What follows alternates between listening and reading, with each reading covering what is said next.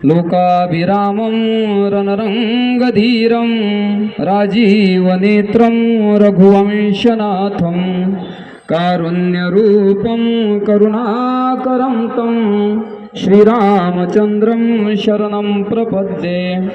आदरणीय गुरुजन, व्यासपीठावर सर्व उपस्थित आणि पुढे बसलेले माझे सर्व हिंदू बांधव, आपण सर्व हिंदू समाजातून, आपण हिंदू धर्मातून सर्व आलेले ह्या ठिकाणी माझे सर्व माता बंधू भगिनी सर्व आधी, सर्वात आधी आपण हिंदू आहोत, सर्वात आधी हिंदू आहोत.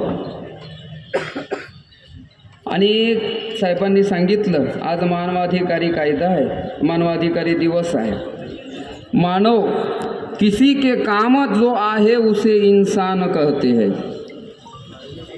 सर्वाच्या कामामध्ये जो येतो त्याला मनुष्य म्हणतात, मानव म्हणतात. आणि मानवाने माणसासारखं वागावं, मानवाने जनावरासारखं वागू नये. मानव जेथे जनावरासारखा वागतो तेव्हा तेथे माणूस पण निघून जातो. मग माणसाने कसं वागावं हे जर त्या ठिकाणी आपल्याला बघायचं असेल तर मला असं वाटते त्याकरता भारतीय संस्कृतीचा अंगीकार करणे तेवढंच गरजेचं असते. भारतीयांनी त्या ठिकाणी मार्गदर्शन करावं की तुम्ही माणसासारखे वागा, तुम्ही सुखादुःखामध्ये त्या ठिकाणी समान वागा. हे भारतीयांनी सर्व देशाला सांगावं, सर्वांना स्वीकारावं, आपसामध्ये घेऊन आपल्या ताटातलं अर्धो कोर दुसऱ्याला द्यावं, पण दुसऱ्याची भूक मात्र भागवावी. स्वतः मात्र उपाशी राहावं पण दुसऱ्याची भूक भागवावी. हे सर्व विचार जर कुठून उत्पन्न होत असतील तर मला असं वाटतं हिंदुस्थानाच्या जमिनीतून उत्पन्न होतात. ह्या देशाचा इतिहास बघितलं तर फार जुना आहे. अजानाम खंड, पृथुपालक देश, आर्यावर्तक देश, हिंदुस्थान, भारत, नंतर इंडिया. एवढं आधीचा हा आपला भारतीय संस्कृतीचा इतिहास आहे. परंतु सर्वांना घेऊन चालणारी आपली संस्कृती आहे. आणि आम्ही ज्या संप्रदायातून आलो, संप्रदाय, पंथ, हे जातपात नंतर, आधी हिंदू.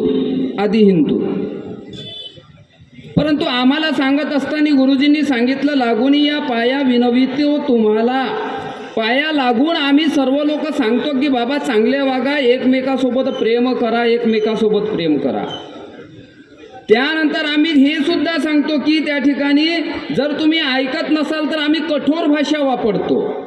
न ऐकती भटकीचे पुढे शिंदरीचे रडतील. तुम्ही जर ऐकत नसाल तर आम्ही शिव्या देतो, आणि शिव्या देऊन जर तुम्ही ऐकत नसाल तर मग त्या ठिकाणी आम्ही हातामध्ये काठी घेऊन त्या ठिकाणी तुम्हाला दंडे देऊन त्या ठिकाणी हकलून लावल्याशिवाय राहत नाही. हे आमच्या गुरुजनांनी, आमच्या संतांनी आम्हाला शिकवलं. आम्ही जेवढ्या प्रेमाने तुमचा स्वीकार करतो, जेवढ्या प्रेमाने आम्ही त्या ठिकाणी आम्ही माणसामध्ये देव पाहतो यात नवल नाही.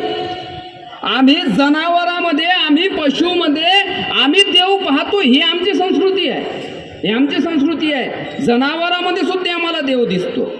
आणि त्या उद्देशाने आम्ही सर्वांना स्वीकारत आलो, स्वीकारत राहू.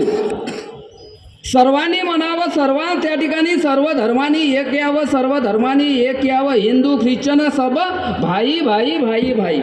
पण जेव्हा हिंदूला भाऊ म्हणण्याची वेळ येतो तेव्हा बाकी कुठं जातात?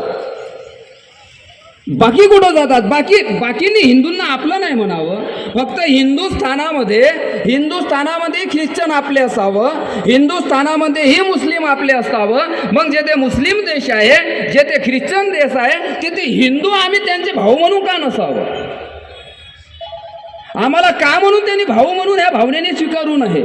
आणि साला भाऊ म्हणून जरी तुम्ही स्वीकारत नसेल पण एक मानव म्हणून तरी आम्हाला स्वीकारा.